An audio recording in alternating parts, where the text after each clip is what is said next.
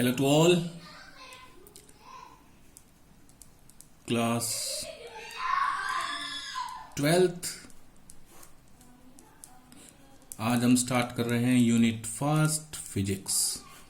हमारा syllabus start कर रहे हैं और आपको साथ साथ इसको करना है। The name of first unit is electrostatic. First unit का नाम है इलेक्ट्रोस्टैटिक्स। अब देखिए इलेक्ट्रोस्टैटिक्स क्या है हमारे पास। इलेक्ट्रोस्टैटिक्स बेसिकली दो वर्ड्स से मिलकर बनी है। दो वर्ड्स क्या क्या हैं? Electricity plus statics. इलेक्ट्रिसिटी आपने 10th क्लास में पढ़ा है। Flow of charge is known as current या इलेक्ट्रिसिटी। एंड स्टैटिक्स आप पढ़ चुके हैं, वो ब्रांच फिजिक्स की जो किन बॉडीज को स्टडी करती है, जो रेस्ट में। तो इलेक्ट्रिसिटी बेसिकली हमारे पास क्या है? Electricity is basically charge and statics is rest. तो इलेक्ट्रोस्टैटिक क्या है? That branch of physics which study charge at rest. देन इलेक्ट्रोस्टैटिक्स क्या हो गई हमारी? इलेक्ट्रोस्टैटिक्स में हम क्या पढ़ेंगे? It is that branch of physics विच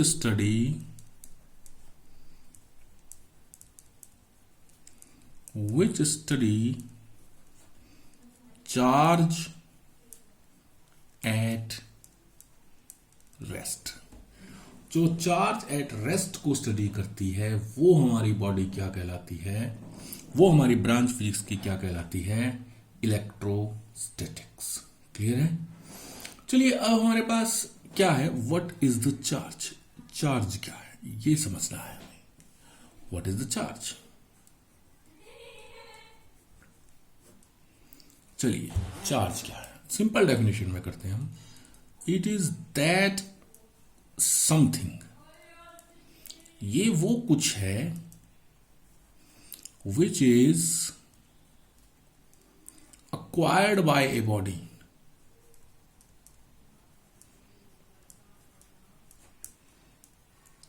कब? when it lose or gain electrons. जब कोई बॉडी इलेक्ट्रॉन्स को लूज या गेन करती है तब जो चीज एक्वायर होती है बॉडी पर वो क्या कहलाती है? हमारी चार्ज कहलाती है। क्या कहलाती है? चार्ज। अब charge can B positive, charge can B positive. कब? मान लीजिए किसी भी रीजन से, कोई रीजन क्या हो बाद में पढ़ेंगे। एक बॉडी ए है, एक बॉडी बी है। बॉडी ए से इलेक्ट्रॉन चला गया बॉडी बी में, ठीक है? तो जो डोनर होगी उस पर आ गया पॉजिटिव चार्ज और जिसने रिसीव किया है उस पर आ गया negative charge. Means charge can B positive और कैन बी नेगेटिव और कैन बी जीरो। अगर ना ये लूज करे ना ये गेन करे तो चार्ज क्या हो जाएगा हमारे पास बॉडी के ऊपर? जीरो भी हो सकता है। ठीक है? यूनिट ऑफ चार्ज, चार्ज की यूनिट क्या है हमारे पास? Its unit is coulomb. SI unit. SI unit क्या है? कूलम्ब। ठीक है? CGS unit,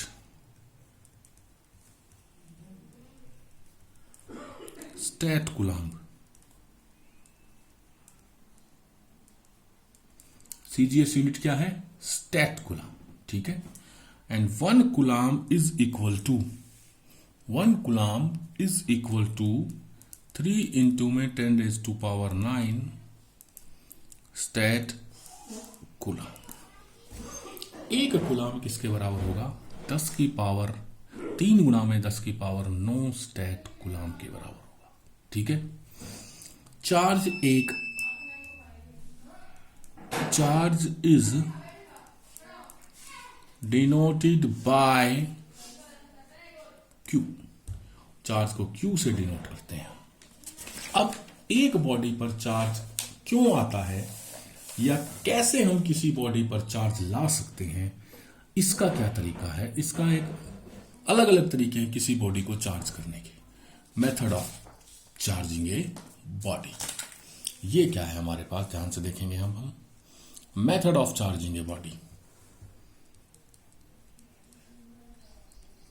method of charging a body. चलिए, फर्स्ट मेथड है बाय फ्रिक्शन, फ्रिक्शन की मदद से। ठीक है, अब देखिए क्या है, मान लीजिए हमारे पास दो बॉडीज है, कोई भी बॉडी ए और बॉडी बी, हमने इनको आपस में रगड़ दिया। इफ वी रब body A and B, then they will get equal positive or negative charge। मतलब हमने ए और बी को आपस में रगड़ा तो क्या होगा, हो सकता है ए से बी में इलेक्ट्रॉन्स चले गए, मान लो 2 इलेक्ट्रॉन गए तो इस पर प्लस चार्ज आ गया, इस पर उतना ही नेगेटिव आ गया, यानी दोनों पर इक्वल चार्ज आ जाएगा। क्लियर है। इसका एक और एग्जांपल आपने देखा होगा घरों में भी या नॉर्मल लाइफ में भी हम देखते हैं। हमने एक सिल्क क्लॉथ लिया, क्या लिया, सिल्क क्लॉथ लिया और उसके साथ एक ग्लास रोड ले ली। क्या ले ली,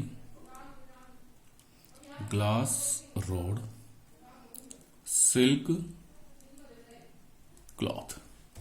हमने ग्लास रोड और सिल्क क्लॉथ को रब किया आपस में तो क्या होगा, इलेक्ट्रॉन कहां चले जाएंगे, ग्लास रोड से सिल्क क्लॉथ में चले जाएंगे।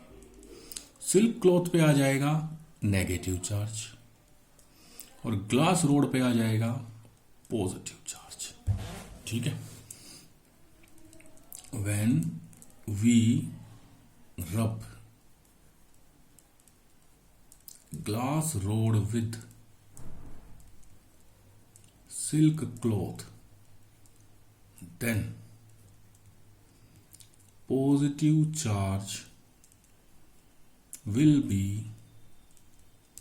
there on glass rod। क्यों, because electron from glass rod will move to silk cloth। तो हमारे पास क्या हो जाएगा, सिल्क क्लॉथ के पास इलेक्ट्रॉन मूव हो गए तो ग्लास रोड पे क्या आ गया, पॉजिटिव चार्ज। क्लियर है, आई बात समझ में। अब रब करने से ऐसा क्यों हुआ, व्हाई इट हैपेंस, कि इलेक्ट्रॉन गए क्यों। ठीक है, क्यों होता है, जैसे जब भी आप दो चीजों को रब करते हैं ना तो हीट प्रोड्यूस होती है। व्हेन वी रब glass rod and silk cloth, heat is produced. The electrons in the glass rod will take this heat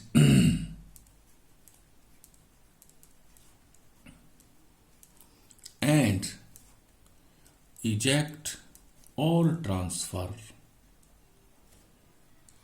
to silk cloth. उस हीट को ग्लास रोड के इलेक्ट्रॉन लेंगे और ट्रांसफर हो जाएंगे हीट लेकर कहां, सिल्क क्लॉथ पर। अब कारण ये है, क्वेश्चन ये है कि उल्टा क्यों नहीं हुआ, सिल्क क्लॉथ वाले ग्लास रोड में क्यों नहीं हुआ? This is because work function, और या इसको बोल दो आयनाइजेशन एनर्जी, केमिस्ट्री में आयनाइजेशन एनर्जी कह देते हैं, फिजिक्स में थोड़ा सा वर्क फंक्शन कह दिया, of glass is less than silk cloth.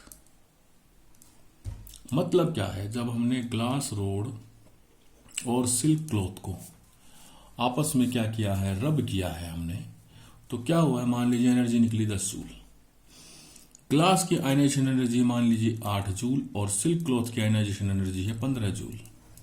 तो ये 10 जूल एनर्जी सफिशिएंट है सिर्फ ग्लास रोड के इलेक्ट्रॉन निकालने में, सिल्क क्लॉथ के तो नहीं निकाल सकते, क्योंकि सिल्क क्लॉथ के लिए इलेक्ट्रॉन निकालने के लिए कितनी एनर्जी चाहिए, 15 जूल। इसीलिए ग्लास रोड ने इलेक्ट्रॉन निकाल दिए अपने, और वो शिफ्ट हो गया, मूव हो गया, ट्रांसफर हो गया किसको, सिल्क क्लॉथ को। इसी तरह से जब दो बॉडीज को आपस में हम रब करते हैं, तो जिसका वर्क फंक्शन कम होता है वो इलेक्ट्रॉन लूज करती है, जिसका वर्क फंक्शन या आयनाइजेशन एनर्जी ज्यादा होती है वो इलेक्ट्रॉन गेन करती है।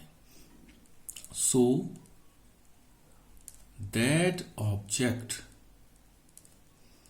इन टू रबिंग बॉडीज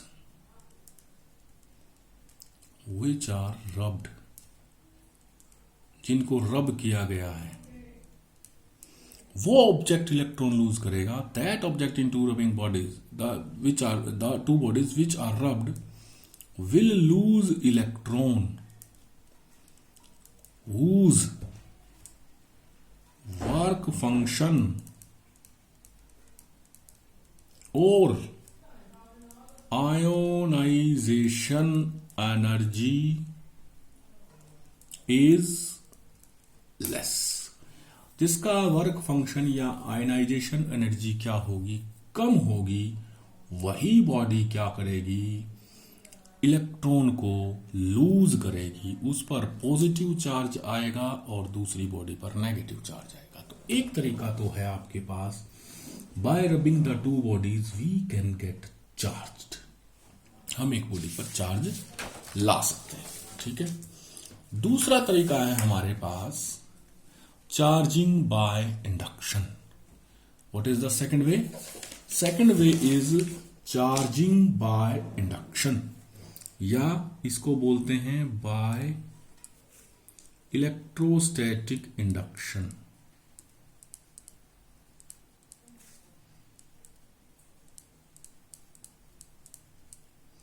अब इलेक्ट्रोस्टैटिक इंडक्शन क्या है भाई हमारे पास?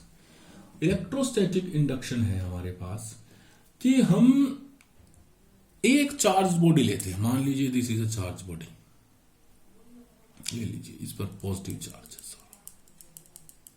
ठीक है। इसको हम एक न्यूट्रल बॉडी के पास ले आए। न्यूट्रल कौन सी होती है? जिसमें पॉजिटिव और नेगेटिव इक्वल। अब न्यूट्रल के पास ले आइए, न्यूट्रल है तो इसका सारा पॉजिटिव चार्ज की वजह से नेगेटिव अट्रैक्ट होकर इधर आ जाएगा, और सारा पॉजिटिव कहां चला जाएगा?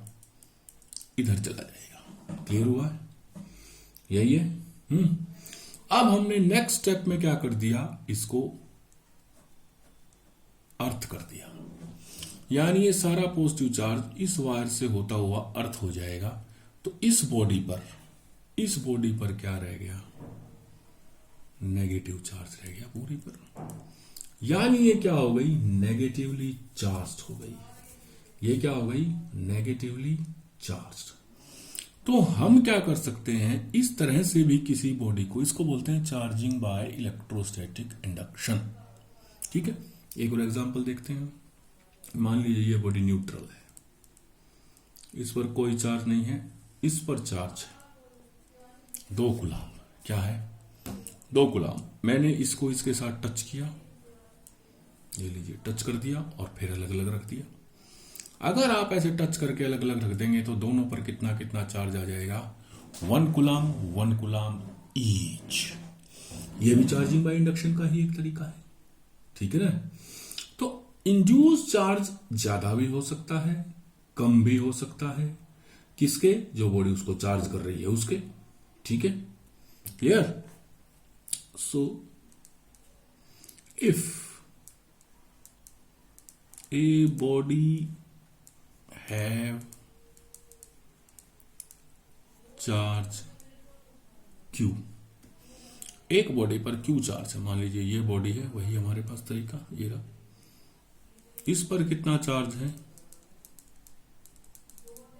Plus Q। इसके पास लाए, इसका सॉरी नेगेटिव इधर आ गया, पॉजिटिव इधर चला गया, ये क्या हो गया? अर्थ कर दिया, तो लास्ट में इस पर कितना चार्ज बच गया? पॉजिटिव तो अर्थ हो गया, सारा नेगेटिव हो गया। तो इस पर कितना नेगेटिव चार्ज आएगा? Then negative charge Q dash, इस पर मान लीजिए चार्ज आएगा Q dash, will be equal to minus Q into में 1 माइनस 1 बाई के बताएंगे आपको, डाइलेक्ट्रिक कांस्टेंट होता है, आगे चलेगा ये क्या होता है इसका मतलब। क्लियर है? Where K is dielectric constant. ठीक है, जिस भी बॉडी को हम चार्ज कर रहे हैं उसका। तो इस तरह से हमारे पास चार्जिंग बाय इंडक्शन और चार्जिंग बाय फ्रिक्शन, कोई भी दो बॉडीज आपस में हम क्या कर सकते हैं? चार्ज कर सकते हैं, किन्हीं भी दो बॉडीज को। ठीक है, अब है हमारे पास प्रॉपर्टीज ऑफ चार्ज। चार्ज की प्रॉपर्टीज है भैया, फटाफट करेंगे हम। First property, like charge repel and unlike charge attract each other.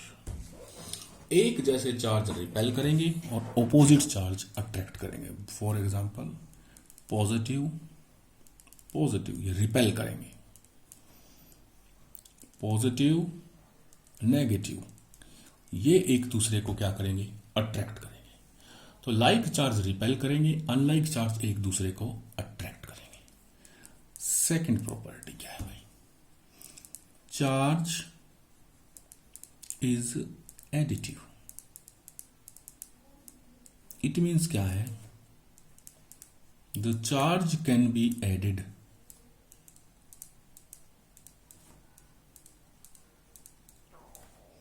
as algebraic sum of numbers। जैसे 2 coulomb plus 4 coulomb minus 3 coulomb is equal to 4, तो 6 में से 3 गया, 3 कूलाम। जैसे सिंपल नंबर्स ऐड होते हैं, वैसे ही हमारे पास हम चार्ज को भी क्या कर सकते हैं? ऐड कर सकते हैं। This is the process of charge is additive. ठीक है, नेक्स्ट है हमारे पास भाई थर्ड प्रॉपर्टी, इंपॉर्टेंट वन। ये मोस्ट इंपॉर्टेंट प्रॉपर्टी है, charge is quantized.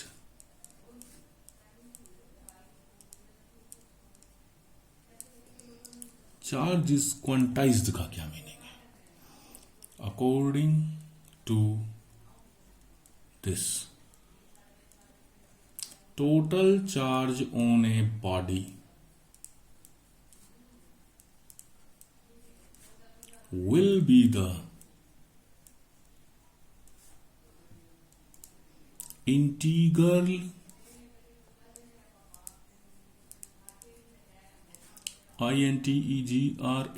integral multiple of electronic charge.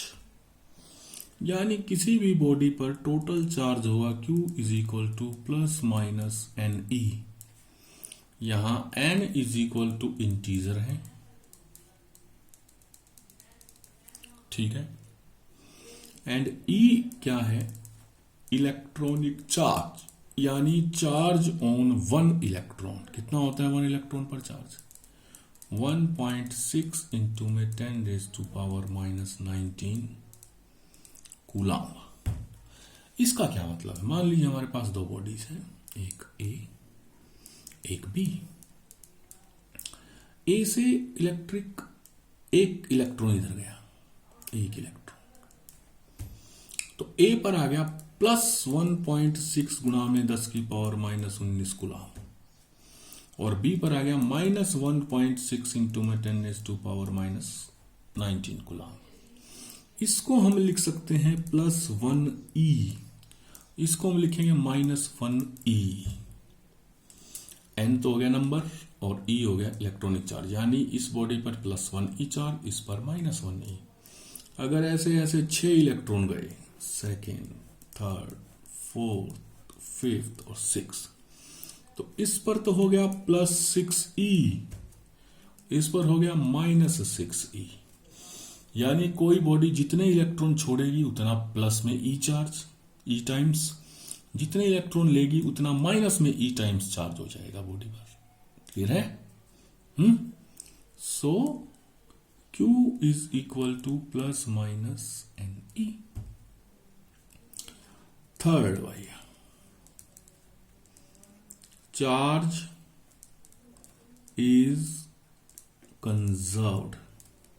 Charge क्या है? कंजर्व्ड है, मतलब total charge on a system, ये तो आपको पता ही है, ऑन ए सिस्टम ऑलवेज, जहां भी कंजर्व रख जाए वो चीज तो क्या रहती है? सेम। किसी भी सिस्टम पर टोटल चार्ज क्या रहेगा आपका? सेम रहेगा। This is called quantization, sorry, charge is conserved या कंजर्वेशन ऑफ चार्ज। तो ये हमारा फर्स्ट क्लास थी, 20 मिनट का एक छोटा सा लेक्चर। नेक्स्ट क्लास में इसको कंटिन्यू करेंगे, तब तक आप इतना करें।